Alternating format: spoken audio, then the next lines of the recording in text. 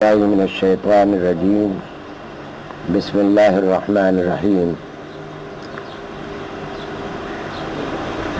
وَلَهُ الْكِبْرِيَاءُ فِي السَّمَاوَاتِ وَالْأَرْضِ وَهُوَ الْعَزِيزُ الْحَكِيمُ۔ قرآن کریم کی اس آیت میں، یہ آیت کا ایک مختصر سا حصہ ہے، ہمارے ایک ایسے مرض کی نشاندہی ہے اور اس کا علاج ہے کہ جس میں تقریباً سبھی مبتلا ہے۔ اس کو اس لیے اختیار کیا آج کے بیان کے لیے کہ ایک تو اس کی ضرورت جب آدمی مریض ہوتا ہے تو اس کے دوا کی بھی تلاش ہوتی ہے، معالج کی بھی تلاش ہوتی ہے، اور دل یہ چاہتا ہے کہ آدمی کسی طرح شفا کے اسباب تک پہنچ جائے۔ اور یہ ایک ایسا مرض ہے جو اس آیت میں بیان کیا گیا ہے کہ اس مرض، یہ خفیہ مرض ہے کہ اس مرض کو مریض کو پتہ نہیں لگتا کہ یہ میرے اندر یہ مرض ہے بھی یا نہیں۔ جیسے کینسر کے بارے میں مشہور تھا کہ یہ خفیہ ہوتا ہے، جب اس کا اظہار اس وقت ہوتا ہے جب یہ بڑھ جاتا ہے بہت، تب پتہ لگتا ہے کہ یہ مرض بڑھ گیا ہے۔ تو یہ باطنی مرض ہے اور خفیہ ہے اور نظر نہیں آتا، نتیجہ اس کا یہ ہوتا ہے کہ اس کے علاج کی طرف توجہ بھی نہیں ہوتی۔ ارادہ تو یہ تھا کہ اس کا بیان تفصیل سے کروں گا، لیکن آج بیان مختصر ہی ہوگا کہ کچھ لوگوں کو جانا بھی ہے اور گرمی بھی ہے، آپ حضرات گرمی میں تشریف لائے ہیں، لیکن حق تعالیٰ شان ہو کہ یہاں آپ کی نیتوں کا حساب سے اللہ تعالیٰ کے ہاں اجر ہے، وہی اجر دینے والے۔ تو اس آیت میں، اس آیت کا اگر خلاصہ کیا جائے، خلاصہ یہ ہے کہ ترجمہ تو میں ابھی عرض کروں گا، خلاصہ یہ ہے کہ حق تعالیٰ شانہ کے ساتھ بندے کا تعلق کیسا ہے، کیا ہونا چاہیے۔ اس کی تفصیل ہمیں معلوم نہیں ہوتی عام طور سے۔ پہلے میں ترجمہ کر دیتا ہوں، اس کے بعد پھر اس کی تفصیل عرض کروں گا۔ ترجمہ یہ ہے کہ وَلَهُ الْكِبْرِيَاءُ فِي السَّمَاوَاتِ وَالْأَرْضِ، اور صرف اللہ کے لیے ہے کبریائی، بڑائی، فی السماوات والارض، آسمانوں اور زمین میں، وَهُوَ الْعَزِيزُ الْحَكِيمُ، اور وہ غلبے والا ہے، غالب ہے، قدرت والا ہے، لیکن صرف قدرتی والا نہیں ہے بلکہ حکیم بھی ہے، اپنے غلبے اور اپنے قدرت کو حکمت کے ساتھ استعمال کرتا ہے۔ تو اس آیت میں بیان ہے حق تعالیٰ شانہ کی کبریائی کا۔ کون مسلمان ہے جو اللہ تعالیٰ کی کبریائی سے انکار کرتا ہو؟ آپ کہیں گے کہ یہ تو کوئی مسلمان بھی یہ نہیں کہہ سکتا کہ حق تعالیٰ شانہ بڑے نہیں ہے، لیکن اس میں کئی باتیں ہیں۔ یہ ہم جانتے تو ہیں کہ حق تعالیٰ شانہ بڑے ہیں، لیکن کتنے بڑے ہیں اور بڑائی کا کیا مطلب ہے، اس بڑائی کے معنی کیا ہے، یہ ہم میں سے شاید بہت کم لوگوں کو معلوم۔ حق تعالیٰ کے اور بندے کے درمیان تعلق کیا ہے، ہونا چاہیے، اس آیت میں بیان کیا گیا۔ اور تعلق دو طرفہ ہوا کرتا ہے۔ ایک تعلق میرا دوستی کے ساتھ ہے، آپ کے ساتھ میرا دوستی کا تعلق ہے، تو میں اس کے لیے ضروری ہے کہ میں اپنے دوست کو بھی پہچانتا ہوں کہ یہ دوست کیسا ہے، اور میں خود کو بھی پہچانتا ہوں کہ میں کس مزاج کا آدمی ہوں، کیسا ہوں، خود اپنے بارے میں بھی میری معرفت پوری ہو اور دوست کے بارے میں بھی معرفت پوری ہو۔ تو معلوم ہوا کہ تعلق کے لیے دو معرفتوں کی ضرورت ہے، ایک اپنی معرفت اور ایک اس کی معرفت جس سے تعلق ہے۔ تو یہاں اس آیت میں اس سے پہلے جو الفاظ ہیں وہ یہ ہے، اس آیت سے پہلے کے الفاظ وہ ذرا عرض کر دوں۔ میں فرمایا وما قدر اللہ حق قدری، کہ لوگوں نے اللہ کی قدر نہیں پہچانی جیسا کہ اس کا حق تھا. تو تعلق کے لیے دو طرفہ معرفت کی ضرورت ہوتی. معاملہ یہ ہے کہ ہم ان دونوں معرفتوں کے بغیر ایک تعلق قائم کیے ہوئے ہیں. نہ ہم اپنے آپ کو پہچانتے کہ ہم کیا ہے. معرفت نفس اسی کو کہتے ہیں کہ نفس کی معرفت ہو کہ ہمارا نفس جو ہے ہم خود جو ہے وہ کیا ہے, ہماری حیثیت کیا ہے اس کائنات میں, ہم اللہ کے ساتھ ہمارا تعلق کس بنیاد پر ہونا چاہیے, کیا کس نقطۂ نظر کے ساتھ ہونا چاہیے, اور حق تعالیٰ شانہ کی معرفت حاصل ہو کہ وہ کیسے ہے. تب تو یہ تعلق مکمل قائم ہوگا اللہ کے اور بندے کے درمیان, ورنہ تعلق قائم نہیں ہو سکتا.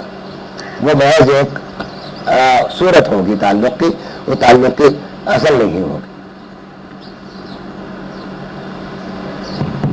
اب سنیے کہ جب تک آپ اپنے آپ کو نہیں پہچانیں گے, ایک تعلق یعنی ایک معرفت یہ ہے کہ اپنے آپ کو پہچانے کہ آپ کیا ہے, اس وقت تک پھر دوسرے کی معرفت تک نہیں پہنچ پائیں گے, کیونکہ پہلے اپنے آپ کو تو پہچان لیجیے, پھر اللہ کی بڑائی اور کبریائی کو تو بعد میں پہچانیے گا. اسی لیے قول ہے, حدیث میرے آدمی کی حدیث کا ہے, حدیث الفاظ ہے, میرا خیال ہے کہ قول ہی ہے اور غالباً نسبت حضرت علی کی طرف ہے اس کی. من عرف نفسہ فقد عرف ربہ, کہ جس نے اپنے نفس کو پہچان لیا اس نے اپنے رب کو پہچان لیا. اپنے آپ کو پہچان لو تو پھر رب کو پہچان لو گے. گویا حق تعالی شانہ سے تعلق قائم کرنے کی ابتدا کہاں سے ہو کہ پہلے ہم اپنے آپ کو پہچانیں, اپنے نفس کو پہچانیں کہ ہم کیا ہے. اب اس کی تفصیل تھوڑی سی عرض کروں گا. وہ یہ ہے کہ حق تعالی شانہ نے اس آیت میں پورے حصر کے ساتھ بیان فرمایا ہے کہ کبریائی, بڑائی یہ صرف میری ذات کو حاصل ہے, اس میں کوئی شریک نہیں. وَلَهُ الْكِبْرِيَاءُ حصر کے ساتھ ہے کہ اسی کے لیے ہے کبریائی. دو صفتیں حق تعالی شانہ کی ایسی ہے کہ جس میں شرکت حق تعالی شانہ کو بالکل گوارا نہیں. ایک توحید, اس کو تو الحمدللہ سارے مسلمان, اسی لیے مسلمان ہے کہ وہ شرک نہیں کرتے, اس لیے اس میں سارے مسلمان جتنے بھی ہیں, پڑھے لکھے ہو یا بے پڑھے لکھے ہو, عملی ہو یا غیر عملی ہو, توحید کے معاملے میں مسلمان جانتے ہیں کہ حق تعالی شانہ واحد ہے.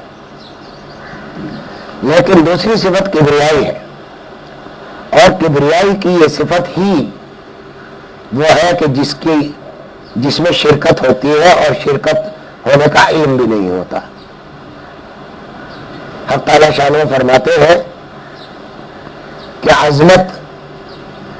العظمت ازائی والکبریاء ردائی, کہ عظمت بڑائی میرا پابند ہے اور کبریائی میری چادر ہے.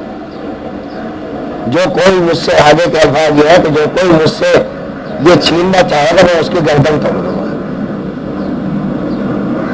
یعنی مقصد یہ ہے کہ کبریائی میں تکبر جس کو ہم کہتے ہیں, جب انسان کبریائی کی طرف آتا ہے یعنی کبریائی کا دعویٰ کرتا ہے, اس کو تکبر کہتے ہیں. اور تکبر ماں ہے تمام اخلاقی, تمام دینی, تمام معاشرتی, تمام معاشی بیماریوں کی.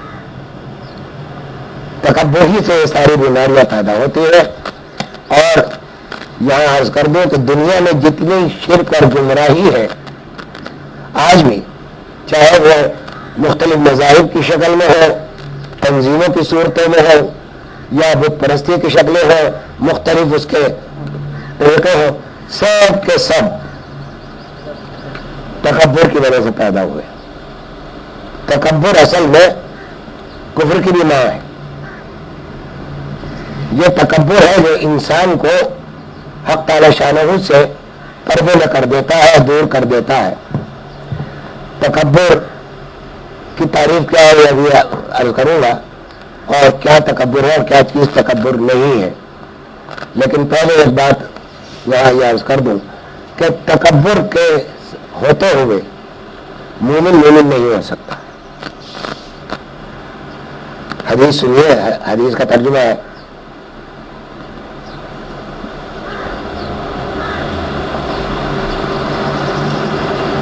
لا يدخل الجنة من كان في قبله مثقال ذرة من الكبر، یہ حدیث کے الفاظ ہیں کہ جنت میں داخل نہیں ہوگا وہ شخص جس کے دل میں ذرے کے برابر بھی کبر ہوگا، یعنی تکبر ہوگا،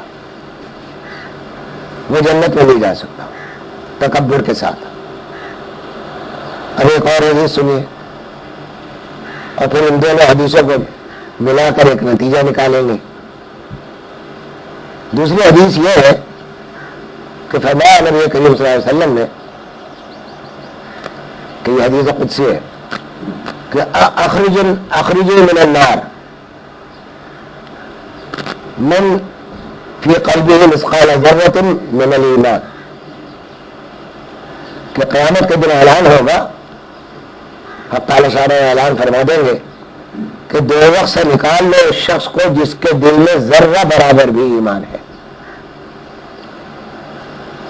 اور ذرا ان دونوں حدیثوں کو ملائیے کہ جس کے دل میں ذرہ برابر کبر ہے وہ جنت میں نہیں جا سکتا، اور جس کے دل میں ذرہ برابر ایمان ہے وہ دوزخ میں نہیں رہ سکتا۔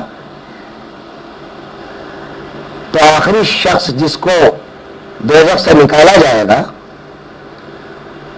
اس کا ایمان ذرے کے برابر ہوگا، کیونکہ حدیث یہ کہہ رہی ہے، خود حدیث قدسی ہے کہ اس شخص کو نکال لو جس کے دل میں ذرہ برابر بھی ایمان ہے، کیونکہ یہ دوزخ میں ایمان کی روشنی دوزخ میں نہیں رہ سکتی، جس طرح کبر کا اندھیرا، کبر کی غلاظت جنت میں نہیں جا سکتی۔